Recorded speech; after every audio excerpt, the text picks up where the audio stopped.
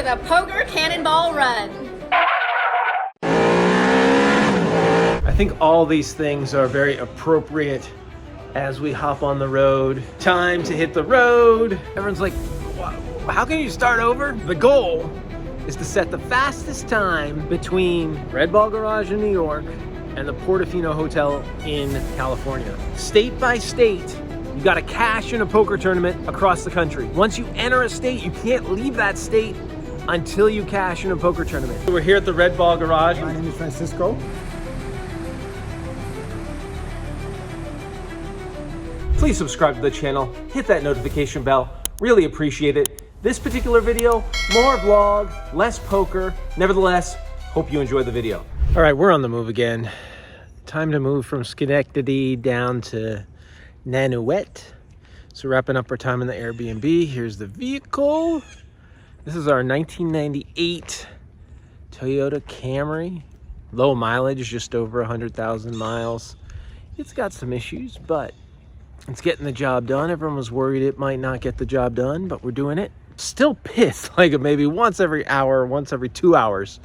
I'm getting really mad. He's taking a while to debate, so I do think I'm ahead. He's saying it's only 160,000 more. He's got a lot of chips, doing all the calculations, and he makes the call. We flip him over, and my opponent has 4-5 of diamonds. All right, here's the turn. 8 of spades. Oh, the problem with going all in after the flop, I didn't maximize my fold equity, and now the pain of that decision is delivered in full force. The river, 10 of spades, who cares? I'm knocked out. Number 15, I take my phone, I slam it. I slam it down on my chair. I am so mad. I was so close. I could have just sat out. And now I'm stuck in New York. One night's sleep helps get over it, hopefully. And again, I've done this several times where I've just messed up like this in the bubble. Always getting it in when I'm ahead, but my tournament life's on the line and you shouldn't do that. So the lesson, again, we can reset. The rules of the game say you can start in New York as many times as you want. The fastest time between Red Ball Garage, Portofino Hotel. So we're gonna go back, reset the clock. As long as we get out of New York soon, I'll be able to come to terms with this, and then hopefully we can learn a lesson. You know, New Mexico has very few tournaments like New York. And so maybe we'll run into this situation again in New Mexico and we'll have learned something from all this. So here is the Simply Sonesta and Nanuet. The cool thing is they have laundry here, free laundry, woohoo! So we're gonna go do some laundry and maybe we'll check that out since I have not properly checked out where we're staying, but chilling in the hotel, the gym, the laundry. We're missing the tanning bed. Here's the gym. We'll see if we can get in a run. It's a little cold out, but we'd love to get a run in, maybe the treadmill. As we see here, washers and dryers are free.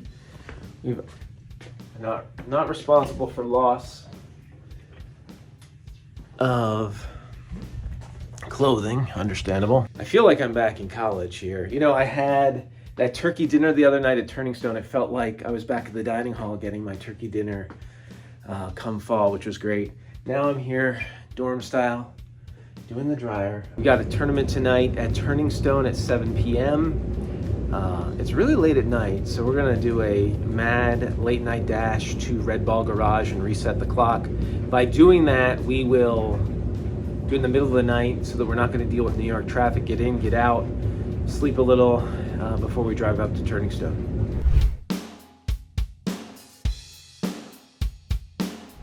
Now, when I lived in New York, we didn't have Moynihan Train Hall. This place rocks.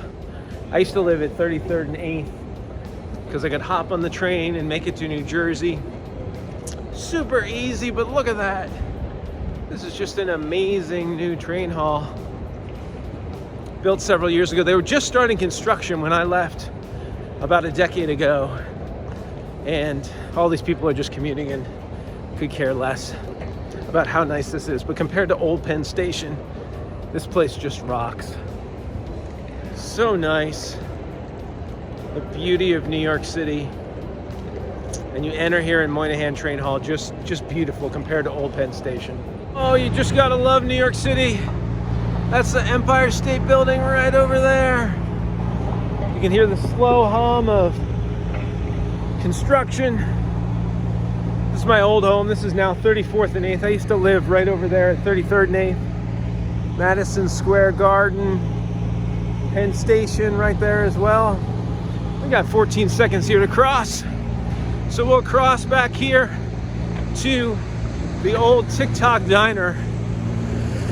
If we're gonna do a race across the country in TikTok, the amount of time that we have, very important. We gotta do it as fast as possible. So let's get breakfast at the old TikTok. You gotta love this sign here at the TikTok. I think all these things are very appropriate as we hop on the road. Time to hit the road. Third time's a charm. I'm pressed for time. At this point in time, time well spent. Better luck next time. There's a time and place for everything. A stitch in time saves 9. Time is money. Just in the nick of time. How time flies. You know, obviously this time to hit the road, very important as we are about to hit the road and go from New York City all the way to California. All in good time. I'm biding my time. Time heals all wounds. The time is right. Don't waste my time. Time flies when you're having fun. Time and again. We're gonna do our best to have fun on this whole trip. Going down for the 3rd time. Better luck next time, just passing time. Daylight savings time, I don't know if that's really a saying. What time is it? Just biding my time. At this point in time, time after time. Sands of time, stalling for time. No time like the present. Give it time. Time is not on your side. This is going to be quite an adventure. This was the place to start, the TikTok diner. After this, we'll head over to the Red Ball Garage. Got myself ham and cheese omelets and toast. And then if we're here at the TikTok, usually on the weekend, you're coming home late at night, you need some gravy fries or introduce your friends to gravy fries. So throw those in with the breakfast and we'll munch and hit the road. And we'll start this adventure part 2. Since we already started once and totally messed it up, clearing the deck, starting again. Let's see if we can get this job started properly this time. All right, one last check-in here from my old home, New York City. I used to live in an apartment building right over here, right next to what used to be the post office, now Moynihan Station. Live right next to Pennsylvania Station, so I could hop on the train whenever I needed, which has Madison Square Garden, the world's most famous arena on top. And then, of course, back here, this way, the Empire State Building. Always nice to look in on the Empire State Building. We really can't see any of the other buildings. You know, the new Hudson Yards back over here. They were just putting that together when I lived here. But my old home, how I miss it. Good old New York City. It's expensive. I lived in a shoebox in this building over here on 33rd and 8th. Where is it? Right here. That one. This building here. I lived on the 20th floor out of like 36. A total shoebox, 450 square feet, just for me. A nice little studio. Set it up. It was pretty nice. And now it's hard to imagine going back to such a small place. But these are the memories, the yellow taxis. Good old New York City. Now it's time to run from this part of town, the west side. I'm a west sider. My friends used to always give me hell about living at 33rd and 8th. It's really not a neighborhood. It's not a place you live. For me, I needed to be near the train, so it worked for me. But everyone's like, why do you live there? What is there? Now, the area's got a lot more going on now. synth back in the day. One cool thing about this trip is I know New York City. I know how to get around. I know how to drive and stay in New York State. Here's the vehicle. Found a spot, no problem. Free parking till 7. It's still just a little after 6, so we'll be able to hop in our vehicle, head over to Red Ball Garage, and get things started. We've got some pigeons over here. Good old New York City. See if we can get these pigeons in the shot. Little pigeon family wishing us well. The subway churning here below us. That's how you get around in New York City. Here's our pigeon friend trying to get in the shot. Well, everybody, we'll talk to y'all later. Macy's known for the Miracle on 34th Street, so we're here on 34th. So maybe that was our mistake. Trial run number 1 is not spending enough time on 34th Street, getting the true mojo of the Miracle on 34th Street. All right, as I'm talking to people about why I can go back to the Red Ball Garage and start over, everyone's like, how can you start over? The goal is to set the fastest time between the Red Ball Garage in New York and the Portofino Hotel in California. All along, New York's a little bit rough. The poker tournaments are on the weekend. Maybe there's 1 or 2 during the week. There's a big gap if I don't get the job done here on Tuesday before the next poker tournament. So it always made sense after losing a poker tournament in New York to come back to the Red Ball Garage, start the clock all over, and try and set the fastest time between New York City and California. So what are the rules again? Let's just go over them. State by state, you got to cash in a poker tournament across the country.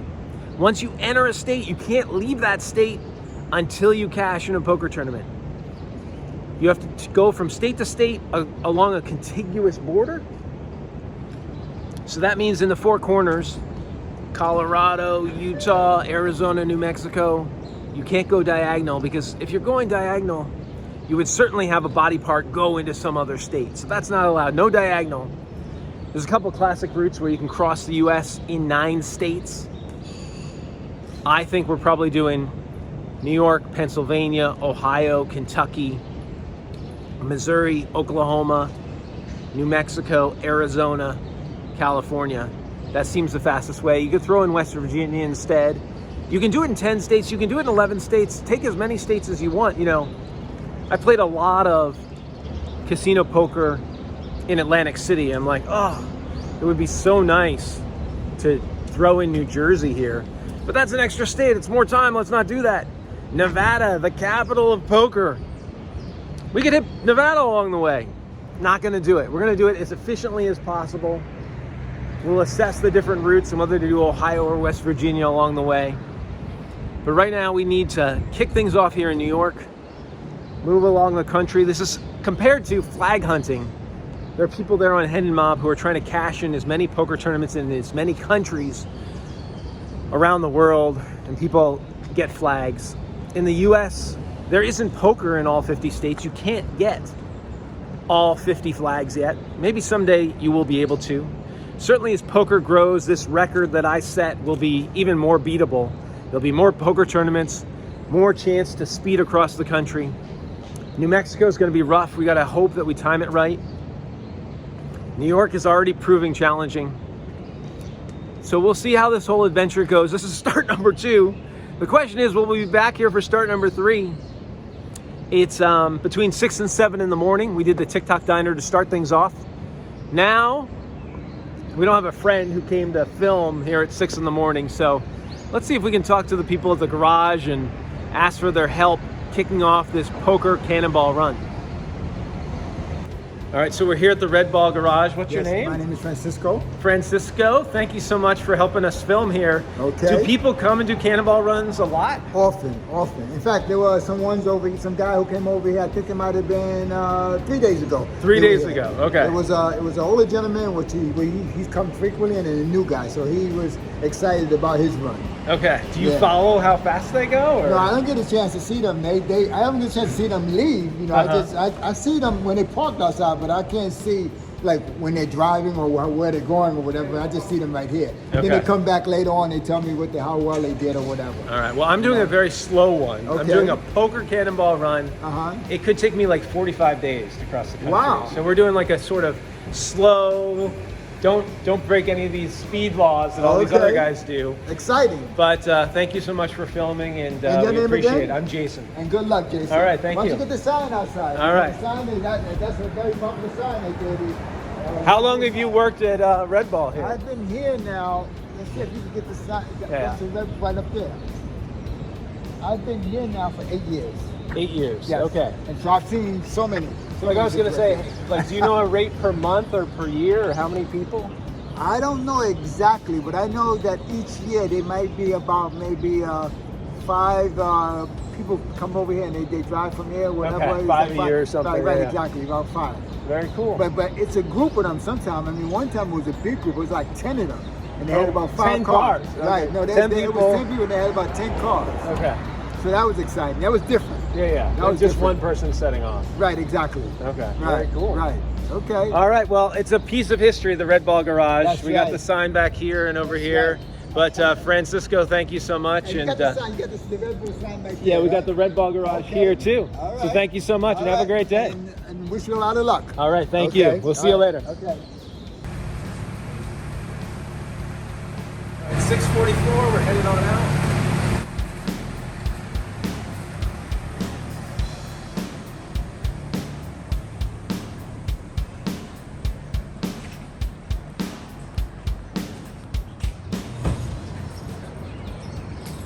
And we're on our way. One more time, what time is it? You know, we got on the road at 6:44. There, you can see the time was 6:50. We're spinning around here in New York City. We got to head up to the Mario Cuomo Bridge. Again, the GPS will take you through New Jersey, but we can't do that. That's not allowed because we got to stay in New York State. So.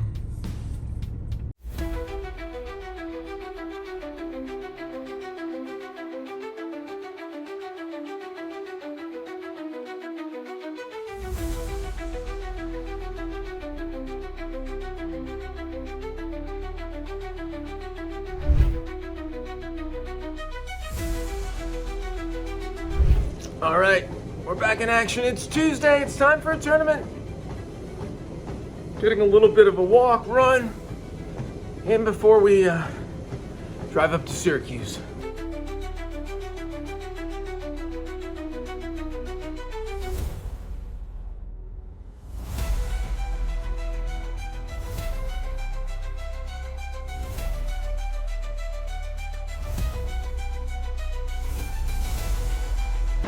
This guy requested being in the vlog. You gotta love pirates. I'm a huge Pirates of the Caribbean fan. If you ask me my top 5 movies, Pirates of the Caribbean's in it. Groundhog Day's in it. Oh, look at this guy. It's definitely Halloween time. Sink or swim Oh no. in the river of death. Oh jeez. We would like to avoid the river of death. I'm not abandoning ship.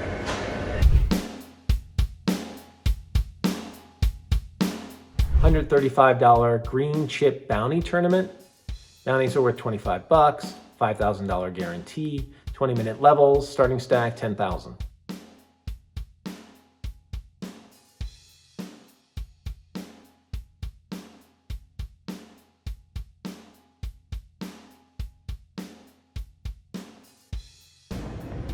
All right, quickly, Jack Eichel, back here at Turning Stone. The pressure's on. Let's see how we do.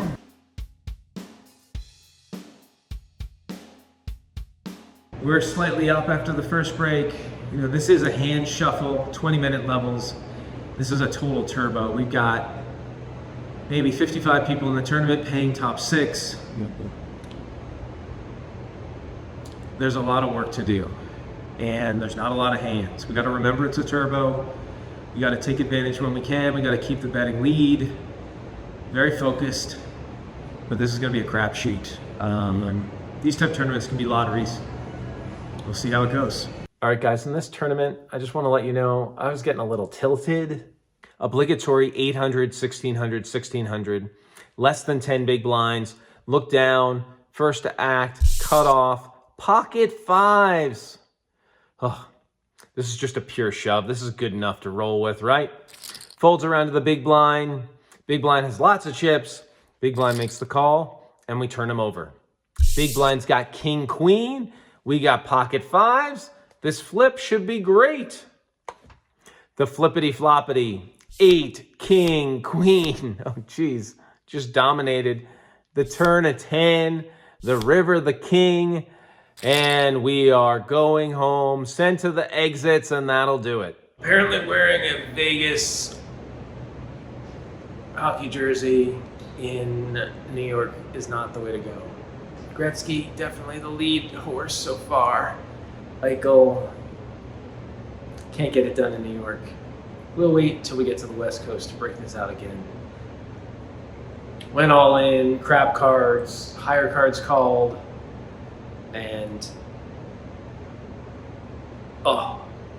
it's sinking in that we're stuck here on the East Coast for a while. Doesn't matter. We can start whenever. New York is the one state where we can start over and over and over again. There is a limit where there's no giving up now. Good to share the trials and tribulations. Definitely, as I talk to family and friends, it would have been much better to have won on Sunday and started on a good note and given everybody a good reason for momentum. But you win some, you lose some. So we're going to keep chugging. We're going to take a little bit of a break. I'm going to take a break from vlogging, take a break from poker. New York State is off till Saturday for tournaments, so we will resurface and recap maybe very quickly on what happened in the interim, catch up on life, recharge, and figure out a way to accomplish this goal. Comment below, at the rate I'm going, will I complete this cross-country drive, or do I end up quitting?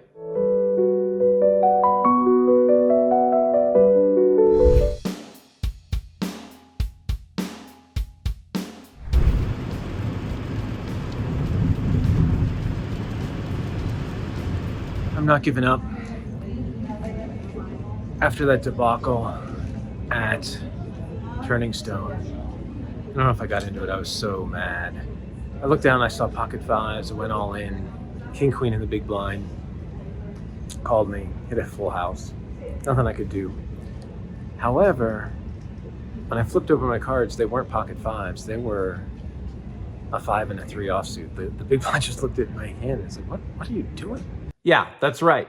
I don't have pocket fives. 5-3. So this is even worse. King, queen just dominates me. King, queen gets the full house. But 5-3 had no chance. At the end of each video, I include a profit and loss tracker on how I'm doing on the trip. Check that out. In the meantime, let's talk to Anthony Charter, Hendon Mob GPI, and more on flag hunting. Anthony, thank you so much for joining us. Would love to talk about Hendon Mob and poker, and appreciate you taking the time.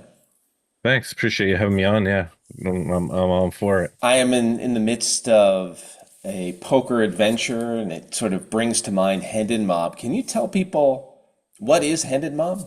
Essentially, Hendon Mob is the poker Bible, if you will, or rather the largest database of poker results and schedules you'll find on the internet. It started off as basically a venture between 4 friends from Hendon, England, who wanted to organize or basically have their results tracked so that they could have bragging rights over each other. And that began in the early 2000s between Joe Beavers, Barney and Ross Boatman, and Ram Vaswani. And it just grew from there. And of those names, and maybe I should know all of them, Barney Boatman, like I see him winning, events recently, and we have some good poker players in the midst of that group. Yes. Yeah, Barney is still still alive and kicking on the felt and doing very well for himself at the moment. All four of them good poker players, or I believe at one point they were they basically came together. Believe they used to do like late night TV poker in the UK. And they traveled around the UK and Europe playing poker together and eventually decided that they needed to track their results and the Hendon Mob was born. and you talk about it being the Bible. When you meet a poker player, it seems now you're like, okay, very nice to meet you, and then you quickly go to their tournament results. Again, Yeah. how do I find them? Where is the Hendon Mob located? It's just a website, thehendomob.com. Generally, it's even easier to do that if you just search a poker player's name. We should be their top result. And if it's a very common or popular name, if you just add poker to that name, you're definitely going to find our website. I may or may not have Hendon Mob and then my name as one of my most popular Google entries. If most poker players do. No, it's all very very interesting. And then you go to this website, and I think it took me a while to actually find it, and I don't know if it came up at the poker table, but it's not only my tournament results, but then all sorts of stats like where I am in the country, where I am in the state I grew up in. It's sort of interesting how you've parsed this data as well. Yeah, we love our leaderboards and rankings, and that led us to also having our sister site being the Global Poker Index, which takes all of that data and formulates it to basically put whoever the best poker player um, at the time or within the last 3 years at any time um, on a ranking. And then you have people chasing like GPI Player of the Year, Mid-Major Player of the Year, Female Poker Player of the Year. And over the years, it's become, something that the best poker players in the world have strived for and, traveled the world chasing. Part of the reason I want to check in is I'm doing an adventure across the US playing large poker tournaments, small poker tournaments. How does a tournament sort of become eligible for Hendon Mob or GPI? What are sort of the differences there? Um, Not many differences. Let's start with the Hendon Mob first. So, um, as long as the event takes place legally, let's say. I know in the States there's a lot of gray areas and some venues struggle with legislation and whatnot, but generally as long as the event takes place in a legal setting, poker room, casino, what have you, we will list it on the Hen Mob. Now, as far as points and etc., the needs to have a real money buy-in order to get points. Um, it needs to in order to have GPI points, the event needs to have at least 32 entries. And then the formula takes care of the buy-in and the entries and the prize pool with that. But we try to accommodate everyone and everything, based on where you're from. We know that some people are able to find a poker table much easier than someone else. So we don't really want to handcuff the players who would struggle to put results on the website. I think another part of the Hendon Mob that I've just learned about recently is the concept of flag hunting. Can you explain what flag hunting is? Yeah, flag hunting is, as we travel around the world, flag hunting just becomes more and more popular everywhere we go. Essentially, when you score a result on your Hendon Mob profile, whatever country you are in at where that event is taking place, your result will list a flag beside it, and those flags will accumulate as you visit and cash in different countries. And the leaderboard, especially this year, um, has just gone nuclear amongst the traveling poker community, where we have Canadian player Dominick French, um, just the easiest way to say it is he asked last year at the end of the year what the total amount of flags were captured in any one year, and the answer was around 20. So he said that he was going to go after that. And I believe he's nearing 40 on the year, and is now tied for the lead with Large Jurgens at 51 or 52 if we have not currently put up. Yeah, so they both have 51 at the moment, tied with Casey Castle, who was the first player to reach 50 flags on the Hendon Mob.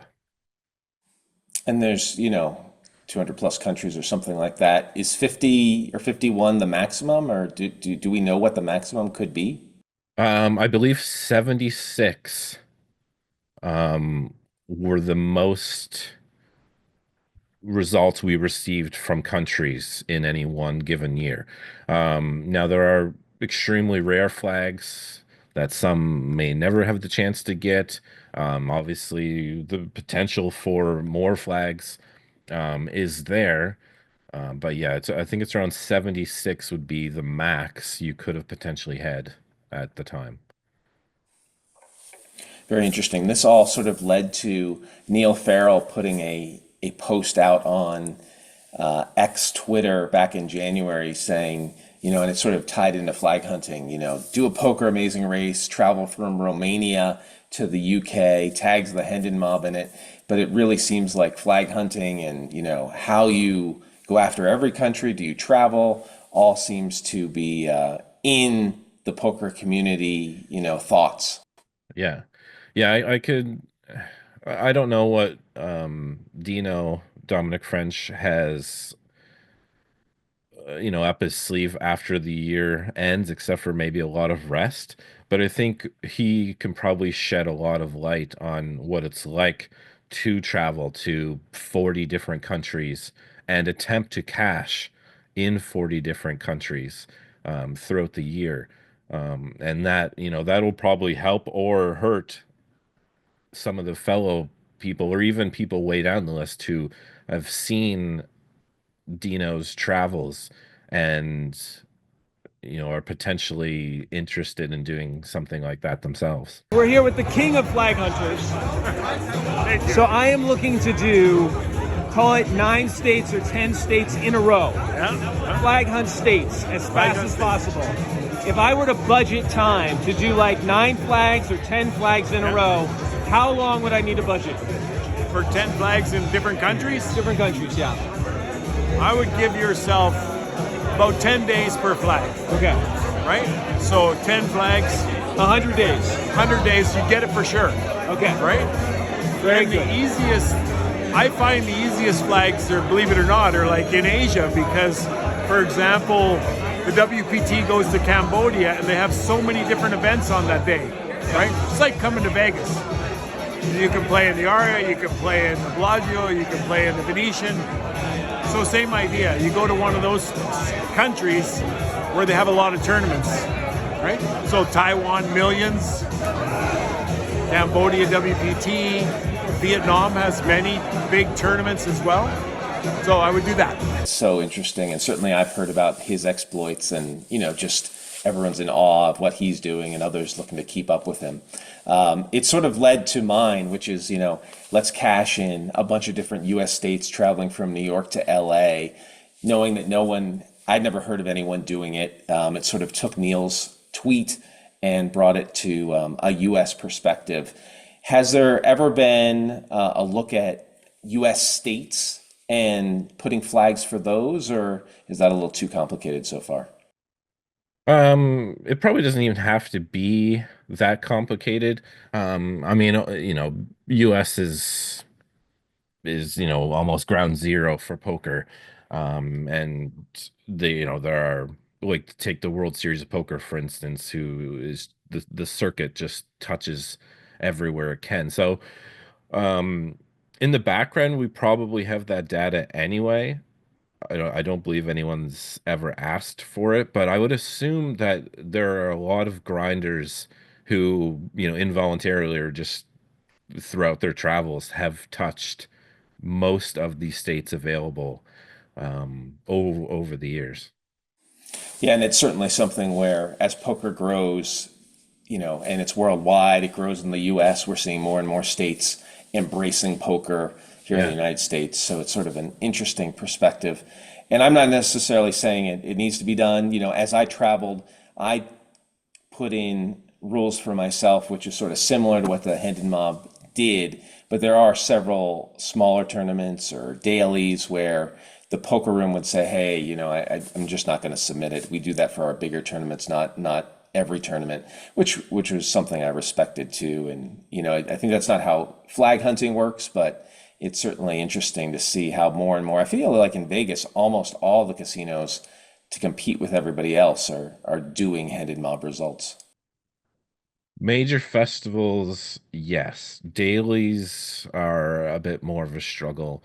We know the industry, is probably understaffed, and the people that are, working in these venues and organizing things are, doing a lot of hard work.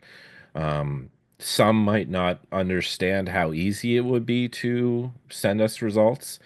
Um, but even for the players, we've tried to embrace that fact and give players the option to self-report.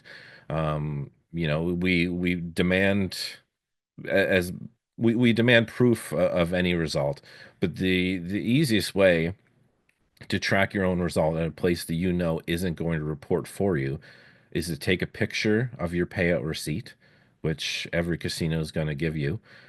And you can also take picture or multiple pictures of the tournament clock. As long as we have the date, the casino or poker room, the buy-in, the event name, the total number of entries, and the full list of payouts, regardless if we are provided names or not, along with your payout receipt, we will submit the result and publish it on the Hendon Mob. Very cool. Great to know. And then it seems like the Hendon Mob continues to take off, involved in tournaments around the world. I in the tweet that Neil put out, someone said maybe there'd be a prize in South Africa. Can you talk about some of the tournaments Hendon Mob's involved in? So yeah, last year we had, I believe, a record year with at least a dozen stops around the world with some of our incredible partners, and that's just how it goes. Next year is going to be an even more record year as more and more partners see the success of the Hendon Mob and the support of the players wanting the Hendon Mob to be there or just feature, a side event. We have long-standing partners like the Malta Poker Festival, and the Monster Jam Poker Tour and now Sunbet Poker Tour in South Africa, who we just got back from hosting another record-setting event of ours, but not only our event, their whole festival saw record numbers. I can't say enough about Cape Town, the place, and just poker in South Africa in general. It's some of the best atmosphere I've ever been a part of or witnessed. Phenomenal. Well, I really appreciate you taking the time to discuss the Hendon Mob, and it really is the poker Bible, as you say, and it's very interesting to track it all. I appreciate it. Yeah, no, thanks. Good luck on your journey. Reach out to us if you need any assistance, and now you also have an idea of how you could potentially submit some results that you might thought, were lost forever. Very cool. Thank you so much. Thank you. Thanks so much for watching. Please like, comment, subscribe. I truly appreciate it. Let's close with a profit and loss tracker. And we'll be back next time where we try to check off New York again.